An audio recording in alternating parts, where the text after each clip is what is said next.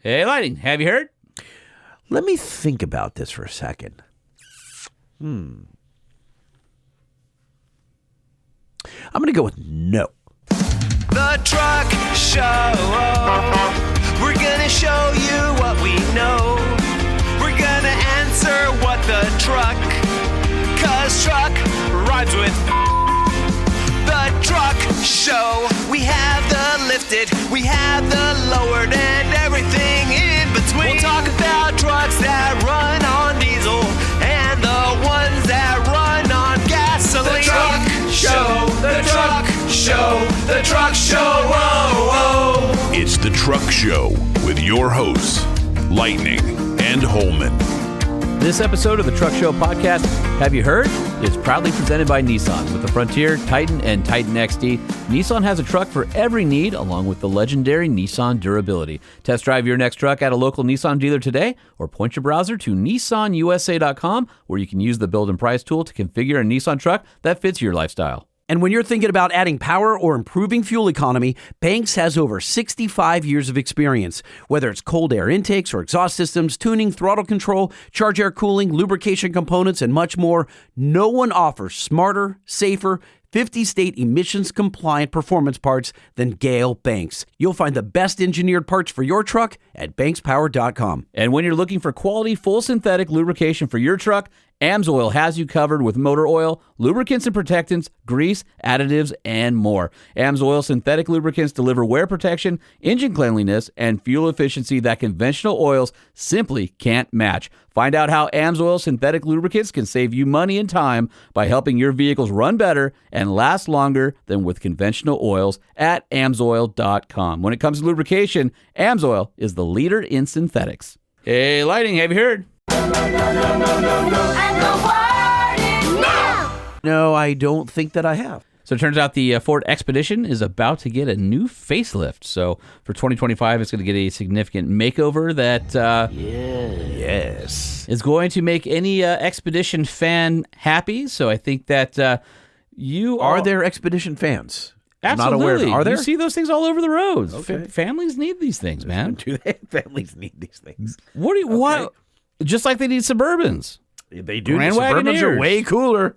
Way cooler. What's wrong with you? Way Lightning? cooler. Anyway, it's going to sport more than just a facelift. There's new styling, new taillights, and I would imagine the new interior will look a lot closer to the F-150 that's got the big old screen and all that kind of stuff in it. So if you have been hanging out waiting for a new Expedition, it's right around the corner. Okay. Hey, Lighting, have you heard? No. All right, Lighting, this is not exactly truck news, but I think it's something an enthusiast-based podcast should be reporting to their people, and that is for 2025, there are none, zip, zilch, nada, neen, 911s with manual transmissions being offered by Porsche. What?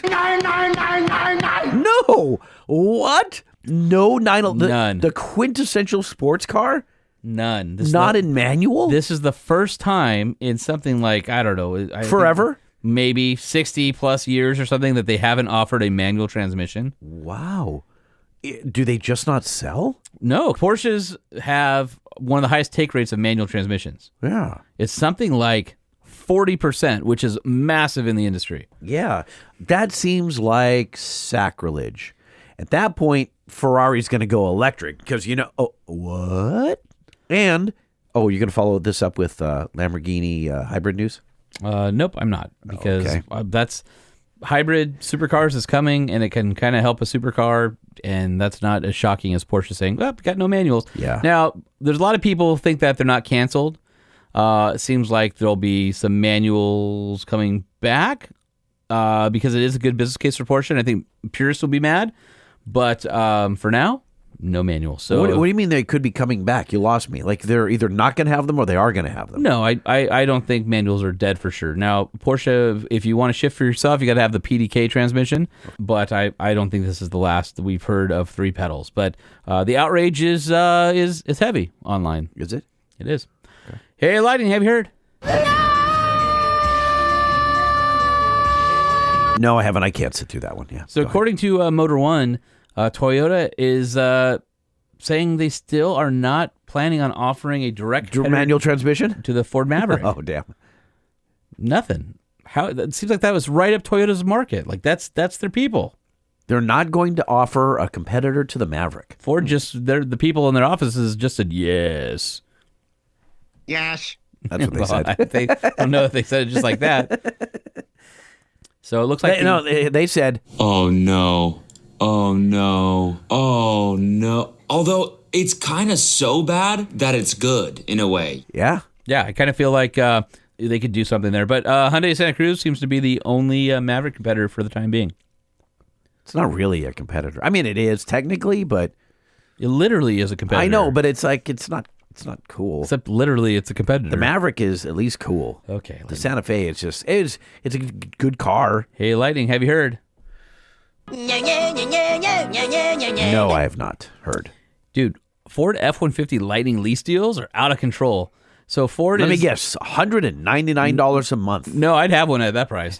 No, but they are cutting the prices of up to $15,250 off MSRP. Wait a minute. You did successive stories. Yeah. Like, I would say just before Christmas. Yeah. Where the prices kept going up and up and up. And then they now went down. They're slashing them. Yep. And says that Ford is offering near 0% interest rates on some of the models. Huh.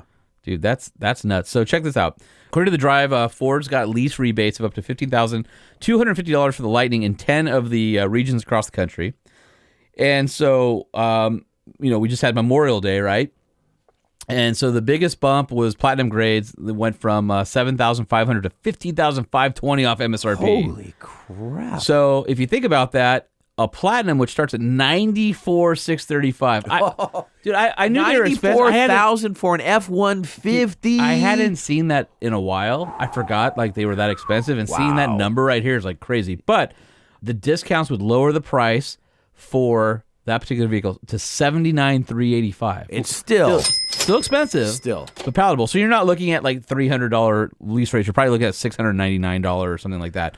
But they're looking to offer them for 36 months with really crappy annual cap of 10,500 miles. So it seems like that's the big thing right now in the EV space is offering low mileage leases, because I think they're hoping that the residuals are high enough when demand picks up over time that they'll be able to sell the secondary off-lease cars as an alternative to the new EVs coming out. And do you want an EV after like 50, 70,000 miles? Like, yeah, well, I'm asking like the battery.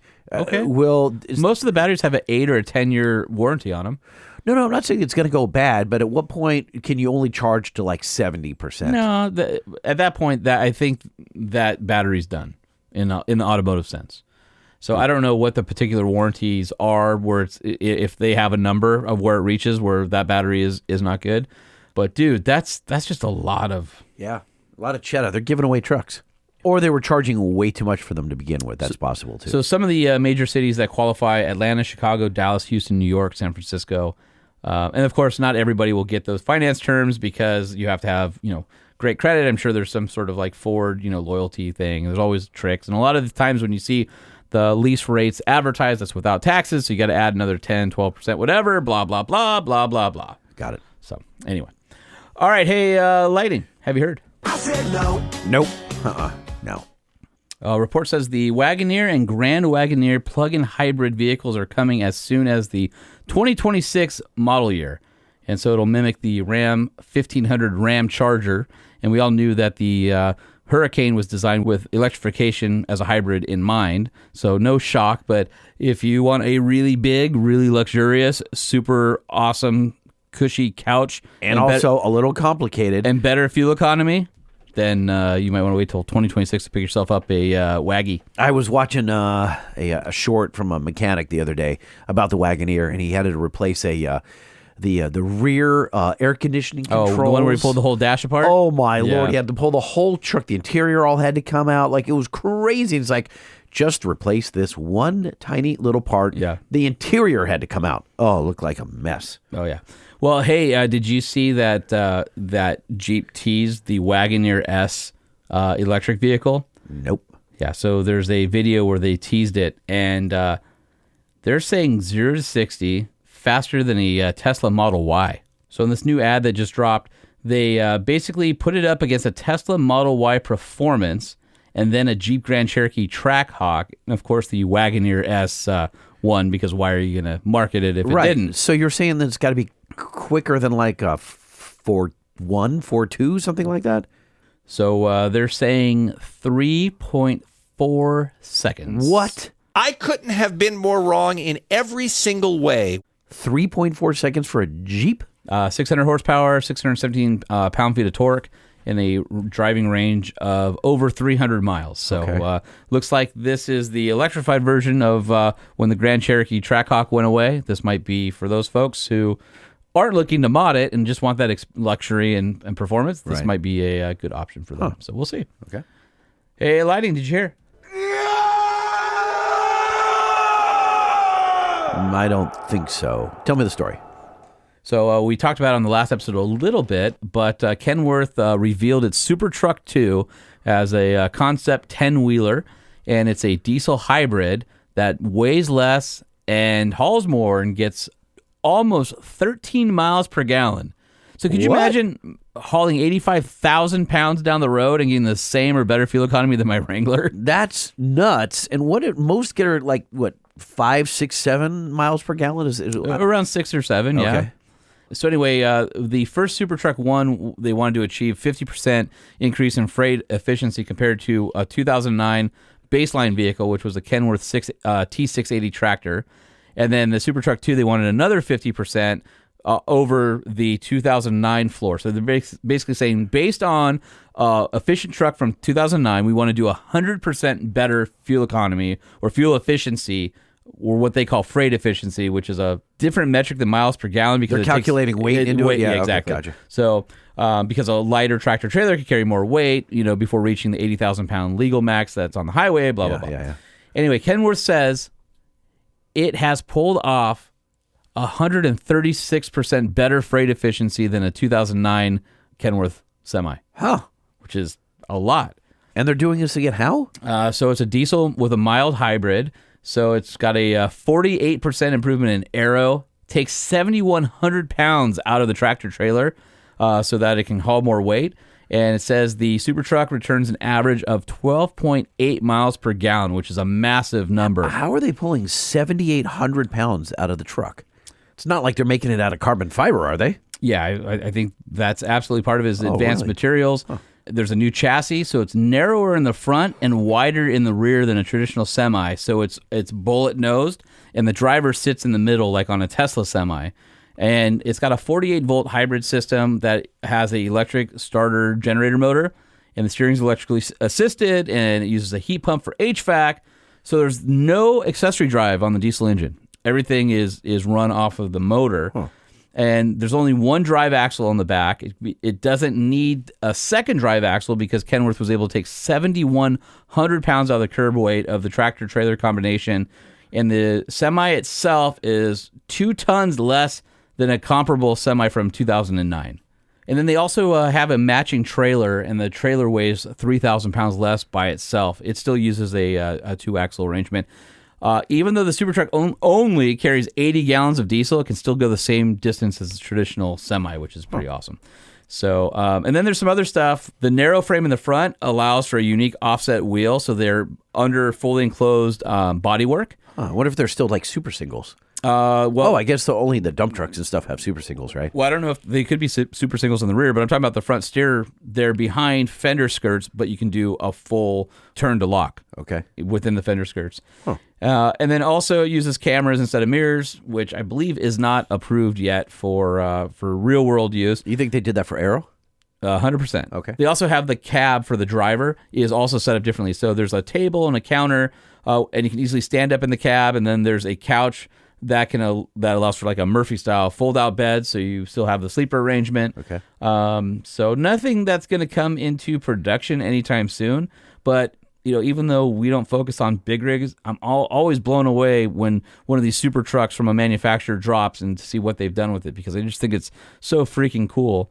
And by using 10 tires with lower rolling resistance, you don't need 18, so it reduces fuel, maintenance, all those things. So a lot of thought went into this thing, and it's still a diesel truck. Should we interview someone from Kenworth? Sure, find them. Okay. All right, and last but not least, Ram is rebadging a Chinese pickup truck Oh no. for sales overseas, and they're calling it the Ram 1200. Oh no. 1,200. Yeah, so it's somehow It wasn't big enough for a 1,500. It had to be a 12. Okay. So somehow it is tied to the Peugeot Landtrek and Fiat Titano. Oh, I love Peugeot. And they're, I guess, going to be built in China. They're based on the Changan Kaixin F70, developed by Changan Automotive. I love Changan. That actually, F70 is sorry, awesome. Changan Automobile. Right, and, whatever that is. Yeah. And the former PSA group before it merged with FCA to form Stellantis. So anyway, it's actually body on frame. It'll be sold in Mexico, but it's not obviously coming to the U.S. And so What does it look like? it's goofy. Let me see this. That is. Oh, what's wrong with the nose of it? Like, Well, they grafted a Ram full-size truck Yeah. grill on a mid-sized Chinese pickup truck. Oh, Ram, stop it. It gets a 2.4-liter gas engine, 207 horse, 236 pound-feet of torque, 6-speed manual or automatic. It's like an ugly snout, doesn't it? Like, it's that's just- weird looking. Just weird looking. That's don't. But you love all that weird stuff. Not all of it, just some. You'll be Not able to this get- one. Not only will you be able to get a manual, unlike Porsche, but you get a single or double cab versions, and it's going to be in Can you imagine like Porsche people like rebelling by getting this by buying Ram? that Yeah. and the Chinese truck made in Mexico. Tradesman, Bighorn, Laramie, and the maximum load capacity will be 2,645 pounds and should be able to tow almost 7,000 pounds. So That's not bad. The price is starting at 26,600 for body on frame truck. Huh. It's pretty damn good. It is, especially but when you consider the Maverick's like $400,000. Doesn't matter though. You can't buy it here. Why is the Lightning $50,000 and the Maverick is now $400,000? That is a weird paradigm shift. Just like yes, I don't know. Obviously, the EV thing's free falling, and everybody wants the cheap Maverick. But now the cheap Maverick's not the cheap Maverick. The hybrid's the more expensive Maverick, and and it's like fully loaded. It's like I think $46,000. It all cracks me up. It's all funny, like just we're like in bizarro world. Oh, the This EVs is the are, shit. We're EVs living are taking over, and then No, people no. like us. No. We're I'm living saying in the is- Well, no, I was gonna say is we're living in Shelbyville. This is the Shelbyville Simpsons, where everybody looks the same, but they're drawn kind of messed up. Yeah. like that's where we are right now. No, like you and I have been doing this show long enough to like we were fearing the dawn of EVs, like or Yep. the overcoming of EVs, Yep. or like they were going to take over, and there was nothing we could do about it. And then everyone collectively in America said, Wait a "Pump minute. the brakes, pump the brakes." Well, there's a few highly public things that happen, like vehicle fires and like that winter storm through Texas that took out the power grid. That does help because that's the case, but I think it's really people collectively, every podcast, every talk show host, they're all saying you the can same say thing, what- which no, is logical. Like No, I know, but that same thing they're saying is coming from people with experience. That's what it took. Right. It took enough people with experience, positive or negative, to realize, hey, EV's great here and it's awful here. And then Jim Farley driving cross country in a Lightning, probably didn't help that cause because, well, imagine this, a CEO that's honest about it. That was pretty refreshing, right? That's true. It's pretty cool. Listen, I've said it before. I'll say it again. You don't need to say it again. We got it. EVs are great. All right. Say it again. For a piece of the pot. Right. Can't be everything. I love my Nissan Aria. Man, I love that thing. I got 1,200 miles on that thing already. Really? Yeah. You have been driving a lot. Dude, I love that thing. It's awesome. It's perfect. What's the farthest you've gone? Palm Springs. Okay, that's that. So 100 and just about 100 miles, right? Yep. Okay. I am interested to see how far you can go with it just on E. So I got down to 8% the other night. Well, that's pretty low. And it had all sorts of lights going, plug in sucker. I'm translating. That would be awesome if Snoop Dogg came out of the dashboard and says, "Yo, plug in." When we had sucker." the Rivian and we were doing Rivian across the United States on the Transamerica Trail, we were negative battery territory. We were full zero, and it was shutting stuff down. It's like, oh, now we're two-wheel drive. Up, HVAC's being shut down. Up, now we're limiting power. Hey, pal, you better find something. And I think we were 7 miles past zero or something, and we rolled into the charger like just huffing. But it's bad for the batteries. Like, I don't want to do that to my own car. But I had it under 10%. Can you deep cycle a lithium-ion battery? You can't, right? You just hit zero? Well, I don't know what I don't know what let me put it this way. all these vehicle batteries, zero is not really zero. Right. If you look at what Ford advertises, there's a basement. Yeah. If you look at what Ford advertises for the F-150 battery pack size, and you put one on the lift, the number on the battery pack itself is way bigger. So they're playing that game. There's always going to be reserve, and they don't want you at zero. So I bet zero is probably really like 10% remaining. They just don't want you to do that because you'll roach the battery. And I will say it's been interesting charging. The closest chargers to me are 50 kilowatt hours. So it's like an hour and a half to fully charge. Ugh. But I found one that's like 3 miles further away that's 300 kilowatt hour. Dude, like 30 minutes. Like I'll just go grab. You said how far is it away from you? Oh, it's like probably 5 miles total. It's a couple miles past the one I've been going to. And they have a 150 kilowatt and a 300. And the Aria maxes out somewhere north of 150, so can't use all the 300. Okay. But man, you plug that sucker in, and it's like you're watching the numbers get added back. And the difference there is like when I take the diesel truck over to like a big rig station, and you get the big like 1 1/4 inch nozzle that's just like, dude, that's exactly full what in 30 it is. seconds. Oh, dude, it's I've been going late at night when it's quiet, and I'll go grab something to eat, and I'll just sit there. I'll bring my laptop, and I'll plug it in because it's free, right? So I'll do my stuff. And then it's like an hour and a half. I'm never at zero, right? And so it's like an hour and a half out of my day, but I'm doing something. Then I found this other one. You were spending an hour and a half at the charging station. So the fast charger is almost 4 times faster than that. So you're talking 20, 30 minutes. Still the dude too is long. Smoking. It's gonna like light something on fire. It's so much. Imagine the heat energy that's being created right there. Yeah, that's why you have thermal management. Yeah, it's and crazy. The car, it makes all these clicky noises and does its thing. 20 minutes to fill up. Yeah. I go to a diesel station. It was so fast the other night. I did 33 gallons in like 45 seconds. You did not do it in 45. I'm Now telling you're telling fibs. No, I am fibbing, but like it was crazy fast. Some of these pumps, you got to be careful because when it like as it fills up, it's so much pressure, so much volume coming out of that nozzle, it'll blow back at you. Oh, dude. Well, listen, sitting in a parking lot charging at night when it's quiet for an hour is like no big deal, considering that if you charge peak at your house in Southern California, like people are like, well, what's your it's brutal. 37 cents a kilowatt hour. Dude, that's a lot. Yeah. So I have it's going to cost you more than gas. No, it's not going to cost you that. I have a 66 kilowatt hour battery, which I'm never going to charge the whole thing. So you're looking at 37 cents times a 66, and then you're like $25. Okay. So even on the peak, it's $25. Oh, yeah, I still less. Or I can go get free. Yeah. And if I drive 2 miles but further, not everybody's getting free. You got the special deal because you bought the Nissan deal. But yeah, but Toyota's offering that, Nissan's offering that, all that stuff. So I'm going to take advantage of it. Right. So I'll take free over $25, but even $25 is not that big of a deal. Yeah, but $25. How much? What?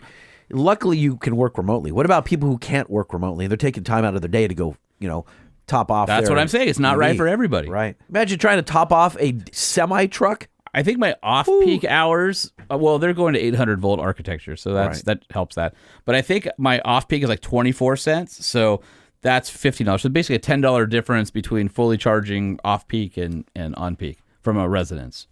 It's only going to get worse, though. Yeah. Sure they're going to raise their rates whenever one's EV. Well, California just did it again. They're trying to figure out if we can charge per mile to track us. Oh, no, it's randomized. You don't have to worry about the government. We won't know who you are. Oh, but we'll send you the bill for how many miles you drove because they realized they effed up because they can't do a gas tax because EVs don't use gas. They pushed this and went, oh, now we don't have any money. Well, yeah, you dummies. So now they want to track people. I'm like, no way. No way. What do you mean? You don't have any juice? You can't stop them. I cannot buy an EV. You did buy an EV. Yeah, but they're not tracking it right now. You go to start tracking me and all that. Well, then what happens? Would you sell it if that happened? Yeah, it gets turned back in. I'm not going to have the government like track me and everything and go, oh, well, here's your mileage bill at the end. How do you know that's even right? They can't do anything right, let alone like track 400 million people. I don't know. How many people are in California? 20 million maybe? I know that in the LA Orange County Metro, it's 14.6 or something. Whatever. Yeah. So California is huge and they're not going to be able to do that right. And so yeah, but they're going to try. Oh, they've tried, but they keep getting sued because of the privacy concerns. So that's when like the ACLU's on your good side. By the way, we did not talk about the fact that that law is getting closer and closer to alerting you when you speed. They're going to have an audible speed detection for 10 miles an hour over. I don't think that's going to happen. Well, there are guys writing it up on online as if it's going to happen. Well, of course they are, because they're paid by the machine to go do that. Don't just fight back, people. That's all we're saying. Fight Go back. Enjoy your cars and do rowdy burnouts and just stop complaining about everything. USA. Come on, Holman. No? You know, Lightning, sometimes the best way to fight the man is to ignore the man. As you sip on your bourbon. Good episode, thanks. Yeah, no problem. The Truck Show Podcast is a production of Truck Famous LLC. This podcast was created by Sean Holman and Jay Tillis with production elements by DJ Omar Khan. If you like what you've heard, please open your Apple Podcast or Spotify app and give us a 5-star rating. And if you're a fan, there's no better way to show your support than by patronizing our sponsors.